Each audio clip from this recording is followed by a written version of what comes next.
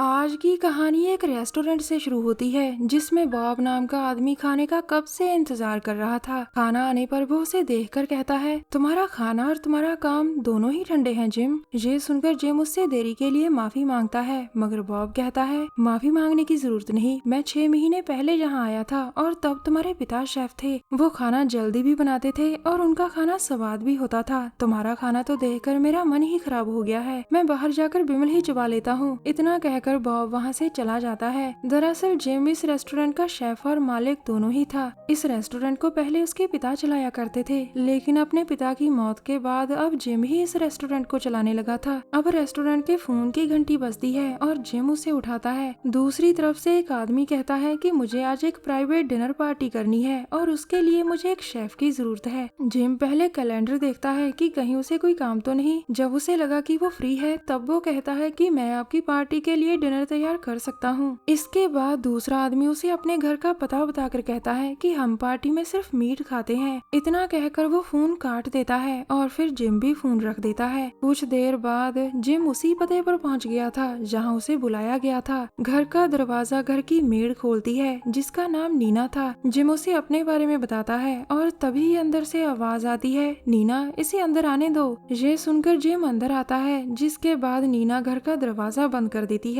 अब mister Ben gym का स्वागत करता है। उसी ने जिम को फोन किया था और जिम को यहाँ आने के लिए कहा था। बेन उससे कहता है, मुझे खुशी हुई कि तुम यहाँ आए। अगर तुम्हारे पास वक्त की कमी है तो तुम अब भी यहाँ से जा सकते हो, लेकिन अगर तुम एक बार किचन में चले गए तो तुम्हें सारी रात काम करना पड़ेगा। जिम कहता है कि मैं जहाँ काम करने ही आया हूँ। तभी वहाँ एक औरत उनके पास आती है। इस औरत का नाम मैंडी था और ये बेन की बीवी थी। मैंडी जिम से कहती है कि हमें पूरी उम्मीद है कि तुम अच्छा खाना बनाओगे। जिम उसकी बातें सुनता सुनता आगे बढ़ रहा था। अब बेन जिम से पूछता है कि क्या तुम मीट खाते हो। इस पर जिम हाँ कहता है, जिसके बाद बेन कहता है आज रात मेरे कुछ दोस्त आने वाले हैं और वो मीट के बहुत शौकीन हैं। जिम उसकी हर बात को ध्यान से सुन रहा था और फिर मैंडी उसे किचन में चलने को कहती है। मैंडी की बात मानकर वो तीनों किचन में आ गए थे और इतनी बड़ी किचन देखकर जिम बहुत खुश होता है। अब बेन जिम को एक लाश दिखाता है जिसे देखकर जिम डर गया था। बेन उसे कहता है डरने की जरूरत नहीं, ये मर चुका है और तुम्हें इसी नौजवान का मीट पकाना है। ये सुनकर जिम के तोते उड़ जाते हैं, जिसके बाद मैंडी उसे समझाते हुए कहती है कि तुम्हें हमारी बात माननी ही होगी, मगर जिम कहता है कि मैं ये काम नहीं कर सकता।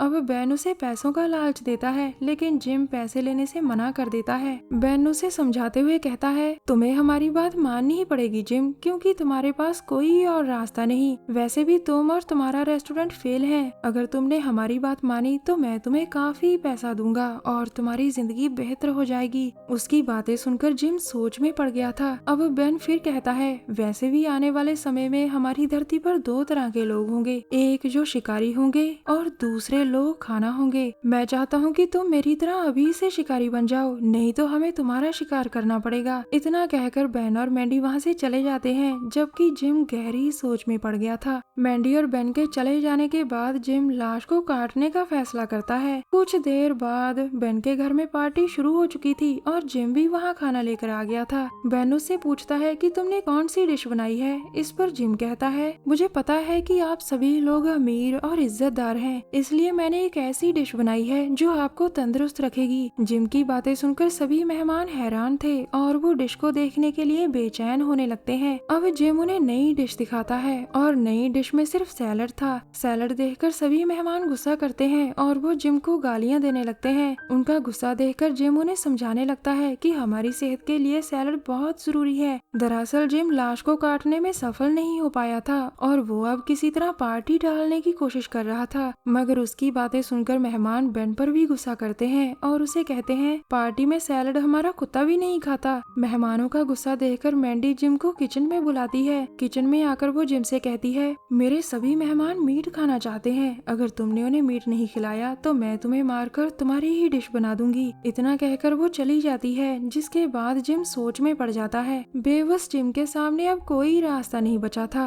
वो समझ चुका था कि अगर उसने मैंडी की बात नहीं मानी तो मैंडी उसे मारकर खा जाएगी। यही सोचकर वो लाश को फिर से काटने की कोशिश करता है, मगर कमजोर दिल वाला जिम सफल नहीं हो पाता। अब घर की मेड नीना उसके पास आकर कहती है इस घर में मैंने बहुत सारे शेफ देखे हैं, लेकिन उनमें से कुछ ही जिंदा बच पाए। बेन और और मैंडी हर हफ्ते पार्टी करते हैं और हर हफ्ते वो नए शेफ को बुलाते हैं। जो शेफ उनकी बात मान जाता है उसे ये लोग पैसे देकर भेज देते हैं और जो शेफ उनकी बात नहीं मानता उसे ये फ्राई कर खा जाते हैं। नीना की बातों से जिम की रूह कांप जाती है। अब नीना फिर कहती है, मैंने जब तुम्हें दरवाजे पर देखा था तभी मुझे तुम अच्छे लगने लगे थे। चलो अब मैं तुम्हारी मदद करती हूँ ताकि तुम जिंदा रह सको। इतना कहकर वो लाश को काटने लगती है। अब एक तरफ घर के मेहमान डिश का इंतजार कर रहे थे और दूसरी तरफ नीना और जिम डिश तैयार कर रहे थे। घर के सभी मेहमान अमीर लोग थे जिनकी समाज में बहुत इज्जत थी। कोई सोच भी नहीं सकता था कि इन अमीरों की पार्टी में वो कुछ होता है जिसकी कोई कल्पना भी नहीं कर सकता था। इंतजार करते करते ये लोग आपस में बातें कर रहे थे और साथ साथ में दारू भी पी रहे थे।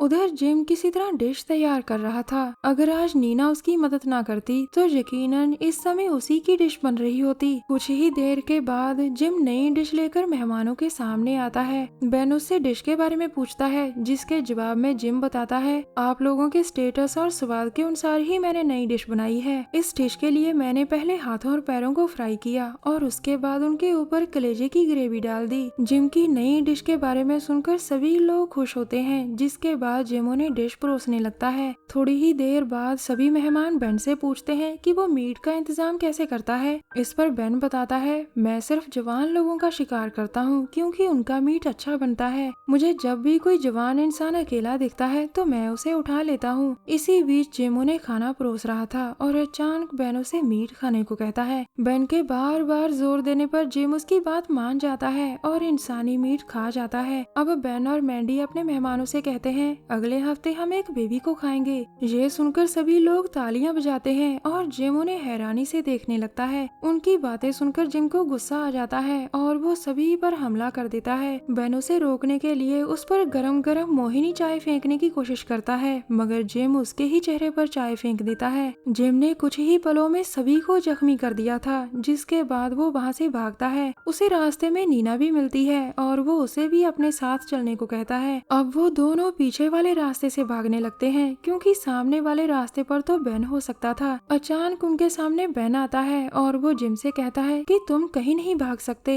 इतना कहकर वो लाइट ऑन करता है, जिसके बाद जिम देखता है कि यहाँ बहुत सारे लोग कैद हैं। तभी मैंडी आकर नीना को पकड़ लेती है, जिसके बाद बेन कहता है, दुनिया तेजी से बदल रही है जिम। कुछ ही सालों बाद खाना कम पड़ जाएगा और खाने वाले ज्यादा हो जाएंगे। उस वक्त इंसान ही इंसान को खाएगा और जगह जगह इंसानी मांस की मार्केट खुल जाएगी। मैं इसलिए कैनिबल बना हूँ ताकि आने वाले हालातों में जिंदा रह सकूं। भविष्य में हम सभी कैनिबल बन जाएंगे। लेकिन जिम उसकी बातों से सहमत नहीं था और वो उससे लड़ने लग जाता है। अब एक तरफ नीना और मैंडी लड़ रही थी, जबकि दूसरी तरफ बेन और जिम लड़ रहे थे। इसी बीच बेन गलती से कैदियों के पास गिर जाता है, जिसके बाद सभी कैदी उसे चीर कर खा जाते हैं। उसी पर मैंडी नीना को मार देती है और फिर वो जिम से कहती है, इसे तो मैं खीर में पकाकर खाऊंगी। ये सुनकर जिम गुस्सा करता है और वो उसे पकड़ लेता है। अगले दिन सुबह आज बॉब फिर से जिम के रेस्टोरेंट में आया था और वो डिश खाकर कहता है, ये डिश तो बहुत मजेदार थी। दरअसल जिम ने मैंडी को मार डाला था और बॉब ने जो डिश खाई थी वो मैंडी के ही मीट से बनी हुई थी। कहानी के आखिर में जिम भी कैनिबल बन गया था। अब वो नई नई डिश बनाकर खुद भी खाता था और लोगों को भी खिलाता था। हमारी वीडियो देखने के लिए धन्यवाद। प्लीज हमारे चैनल को जरूर सब्सक्राइब करें। मिलते हैं अगली वीडियो में, तब तक के लिए नमस्कार।